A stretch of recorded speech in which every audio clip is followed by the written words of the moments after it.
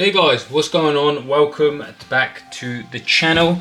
Obviously, Chimera Azamina for you guys today. No Fiendsmith. I know I posted a Fiendsmith video before, but I was just borrowing those cards from a friend, so he's asked for them back, so I've given them back to him. So, but yeah, Chimera Azamina. Yeah, not bad actually. Like, I forget how fun Chimera can be if you're not just fucking drawing shit hands all the time.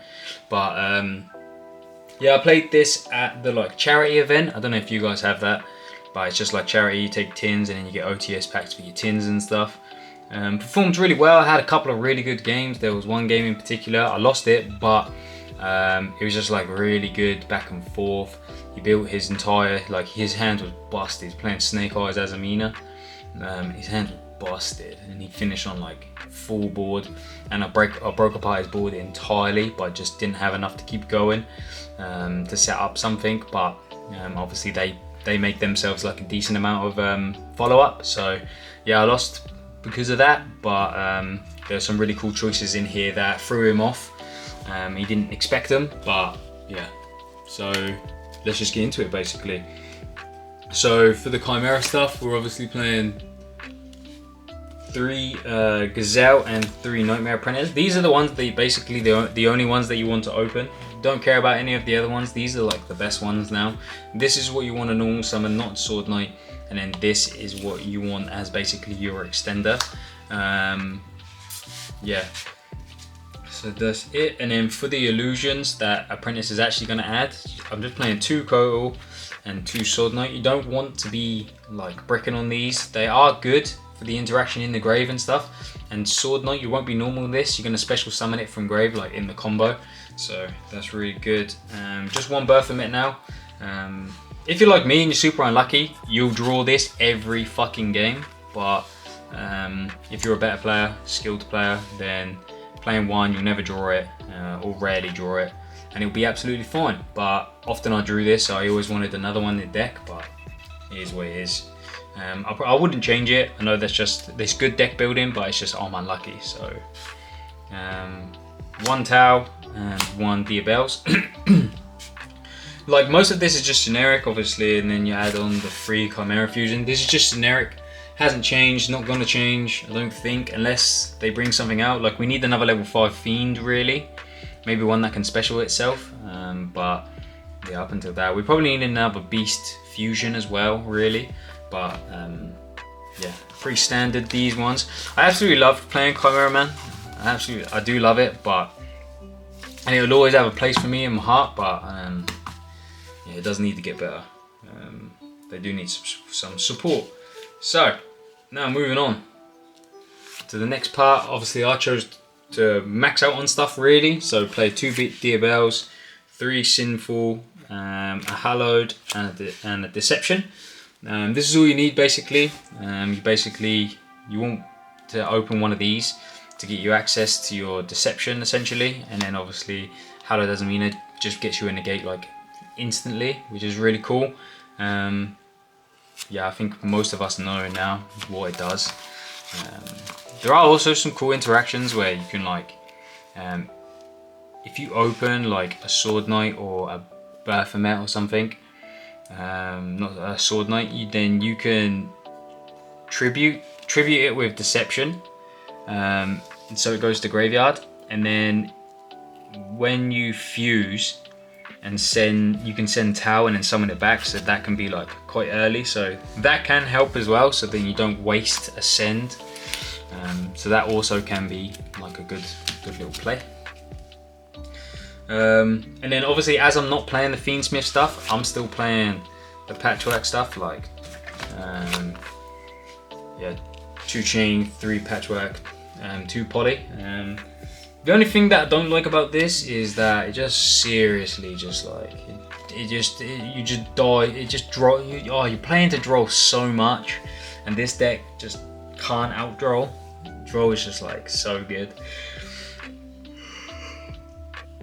It's more annoying when you get drawed at the moment as well, because it's not really good against the meta. It's just good against decks like this. So yeah, but this is the Patchwork stuff. If you open just Patchwork, it's really good for breaking boards. So and gives you card advantage as well, so you could try and confuse your opponent. So, and the rest is just like non-engine. So obviously 3 Ash, 3 Imperm as well, then 2 Nib, 2 Veiler, and then I'll play 2 Super Poly and 1 Chord Buy. Super Poly was in here just because it's just good to break the board, do you know what I mean? And where I thought I might play against a lot of Azamina, I thought I could maybe just fuse away their stuff to help me, you know? So yeah, that's why I played those. Obviously these are just like quite good at the moment, and people are just not respecting Nib, so that's why I like Nib. Like obviously if they're playing the Azamina stuff, then they can set up the negate, but sometimes if they're greedy and they go for the add fusion first, then they play into Nib, so just punish them for it. Then extra deck, this is all pretty standard, it will be, I assume. So 1 Chimera. I've actually not made this in so long. You just end up not making it as much. I don't know why it's not the play anymore, but it's literally just like rip the best card from your opponent's hand. That's what always happens when I do make it. 2 Baphomet, 1 Illusion Beast, and then only 1 Chimera.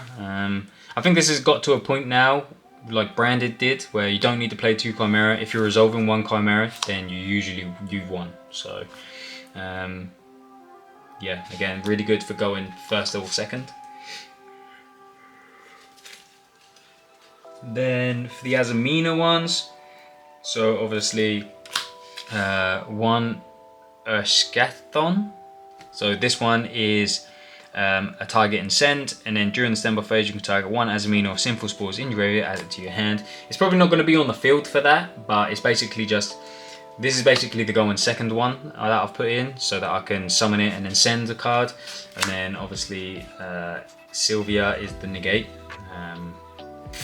So yeah, and that's what I'm saying, like they're illusions, so you can super poly into Baphomet if you want, or you can use them with some of your own field to go into this, so it is just really good for that. And again, it's an illusion monster and a light spellcaster, so you can actually, if you're playing against White Forest, then this is basically a super poly target now. This illusion and a fiend, so yeah, like I said, you can just fuse away people's stuff.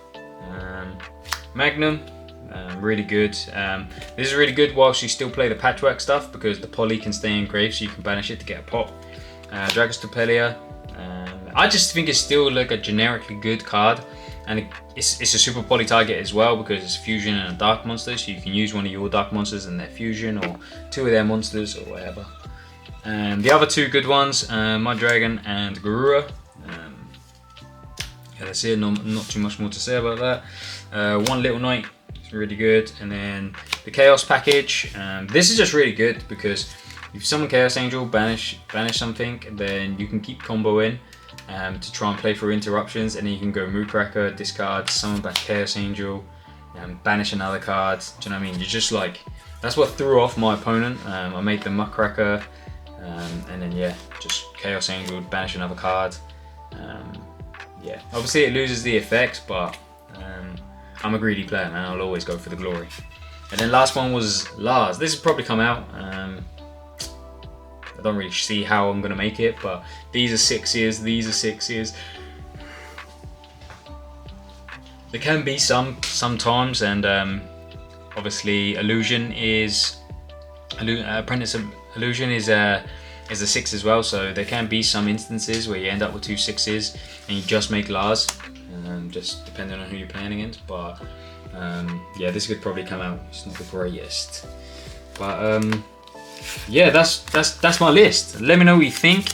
Obviously I know that if I could take out the Patchwork stuff and put in Fiendsmith, then it'd be so much better, but engravers before the ban list were like £40, and now they're like they've gone up again to like 60, 70, 80 pounds. So whilst I'm renovating my house, I just can't justify that, unfortunately.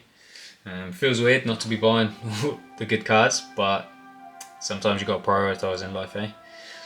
But yeah, thanks for watching, guys, and I'll see you in the next video.